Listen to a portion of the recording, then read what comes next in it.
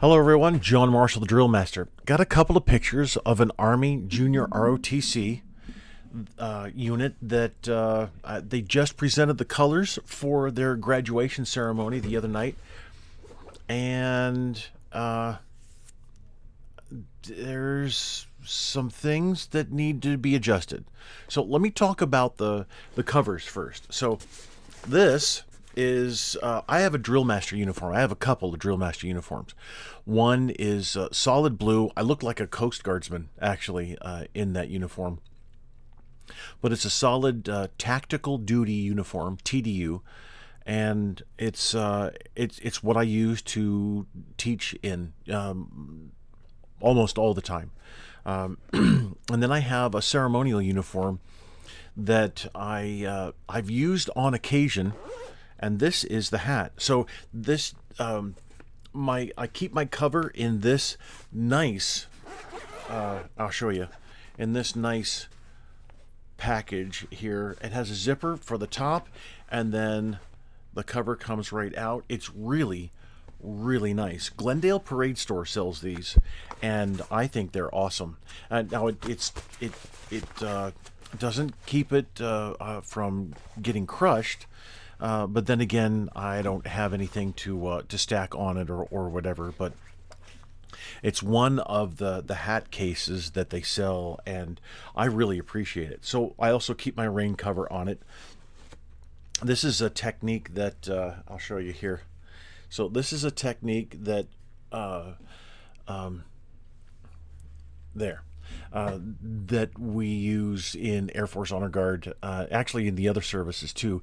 Keep the cover on, the rain cover on while you rehearse. You're not in full uniform. You've got the travel jacket on. It's called the fallout uniform or the travel uniform. It's the lightweight jacket that is worn along with this. So then when it comes time to perform, then you just pull the rain cap cover off and you're good to go. But if you're on colors, then if you can see here, I have two chin straps. This is the chin strap that never moves. It's more decorative. And then I've got the chin strap back here that has the buckle on it. So with the Air Force, with the ceremonial cap for the Air Force, there is a little tiny hook back here that keeps the rear chin strap in place. This is actually pointing the wrong direction. Anyway, so this is the chin strap that is worn, and most of the time it needs to be adjusted. Well, I can just get it on here, so a little bit tight, but you can see. Anyway, I won't wear it. But so this is the chin strap that is worn. If you're going to wear chin straps down, and this team is, and I'm really glad of that, you're going to wear the rear chin strap. So you're going to get two chin straps. One of the things about color guard and first responders come into this, especially firefighters, they come into an issue of the different levels of the uniform.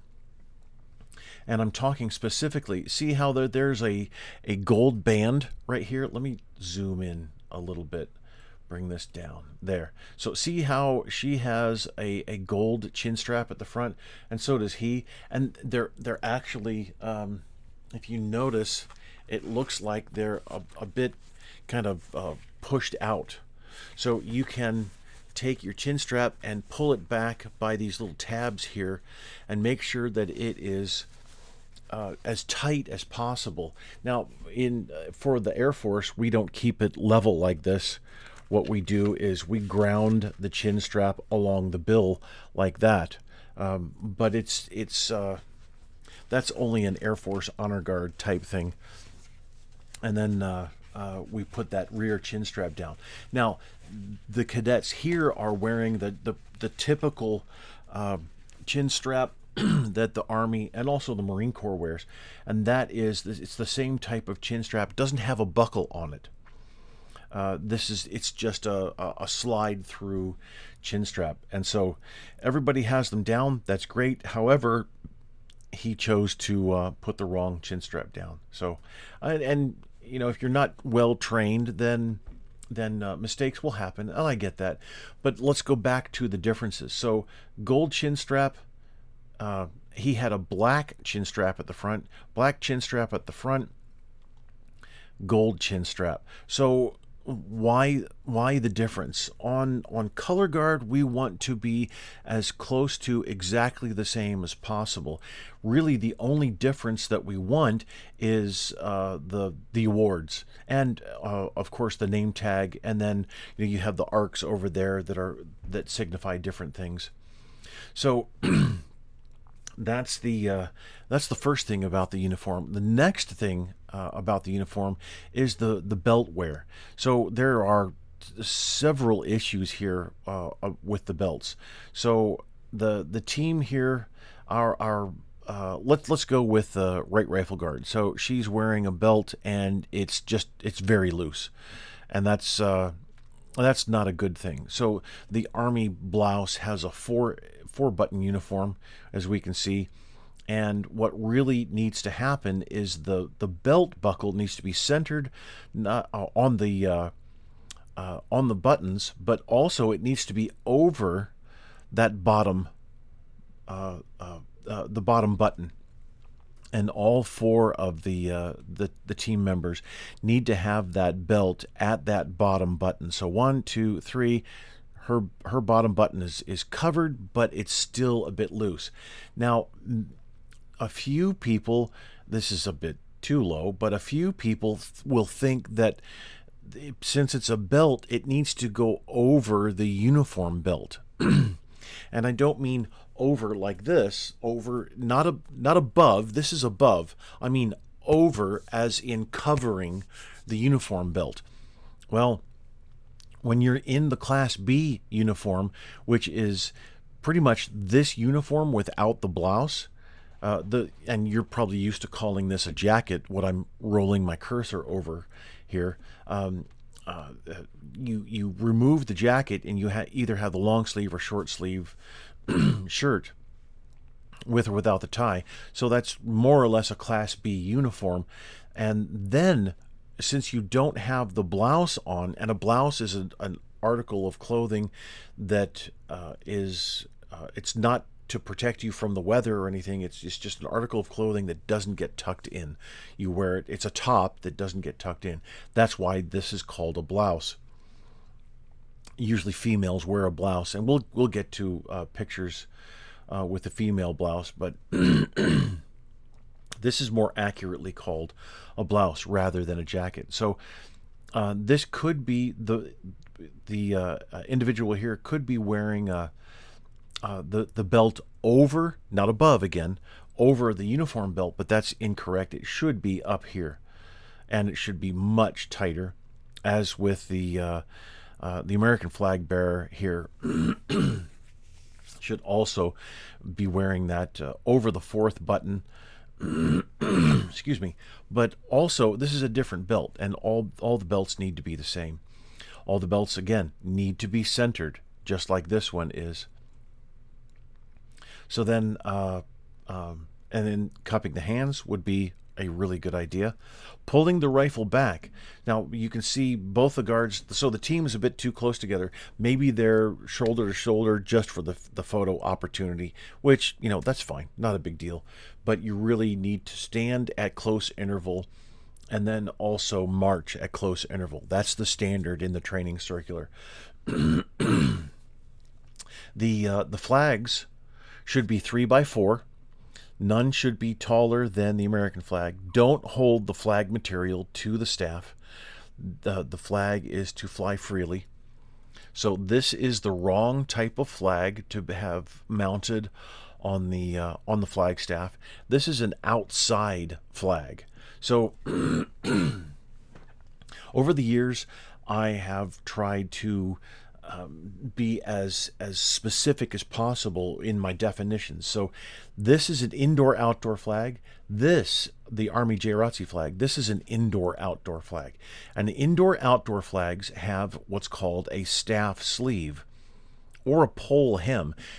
a pole hem is also the definition for it, but a staff sleeve more accurately defines this, because it's interesting. So the flagstaff is a pole arm. It's called. It's an old spear. This is called the Army spearhead or spade. And we have other spearheads that have been used throughout the centuries at the end of a spear. It was for actually throwing. It was a weapon at one time. So we've turned that weapon then into a ceremonial piece of equipment. So a pole arm any longer than 10 feet then is a pole. But a pole arm that, and I'm talking about spears, and also the battle axe, or not the battle axe, the pike pole. There's pike poles that are shorter and pike poles that are longer, and they're used now for by firefighters, but they're also and they're used in ceremonial applications, but those are used to pull, to ram into ceilings and pull ceilings down and pull floors apart and things like that. They're actually used pieces of equipment that are used in firefighting. So, but anything longer than 10 feet is a pole. Anything shorter than that is called a staff. That's why this is a flag staff. What they're holding are flag staffs, and then anything outside that is concreted into the ground that you raise a flag on, that is a flag pole. So that's what this flag is for, since it has the header end has a band on it, a white band, and then there's two grommets in there, and it's probably hooks that this was attached with. Possibly tape, maybe, I'm not sure. Anyway, these flags here, this Army flag, is not intended to be mounted on a flagstaff at all. The indoor-outdoor flags are what these are. They're used indoor applications for colors presentations, colors postings, and also just static displays. And they're also used outdoor for color guards. I'm really happy to see these awesome harnesses, these colors harnesses. They're fantastic. Love them. This is exactly what I have. Mine happens to be silver here, but it's the same style, same company that makes them. And then mine is cloth here. And I use the cloth in the training situations. So got a little bit of harness crotch syndrome going on. And what really needed to happen, since the American color bearer is relatively short, she really should have then raised that harness socket up just under the belt a lot tighter, and like I was saying earlier, and then raise the socket up so that the frame is just under the belt, and then the other two needed to then lower their harness sockets, and it would be quite low for them. And honestly, I get it that this cadet here who's on the American flag she's probably one of the qualified members to command a color guard. However, having such a short member with such tall members and their positions, I really don't think that was the correct thing to do as far as placement, because of the harnesses, the needing to have the sockets so low. It just doesn't look all that good. So Army can have 8-foot staffs with 3x4 flags. That's what this is, a 3x4. That's what this is, a 3x4. But this flag is a 3x5. Not only is it too large for Army standards, it's also not the correct flag to mount. So, but they have the correct staffs. They have the correct finials there. The rifles, M1 Garands, the Drill Americas, and then slings properly mounted. That's great. So not too bad with that. And then here's another photo of them with a couple other cadets in there. So we can see that Now here, index finger really shouldn't be wrapped around the front of the rifle. Left guard, excellent positioning here. Just, you look great. Need to pull that thumb so that pull the thumb back, rock the rifle back, make sure that all three toes are aligned. The toe of the butt of the rifle and then your two toes, make sure they're all three aligned, and then rock that rifle back so that the thumb is along the seam of the trouser leg. But then all of the grips for the staffs then need to match this grip as well. It's supposed to all look the same.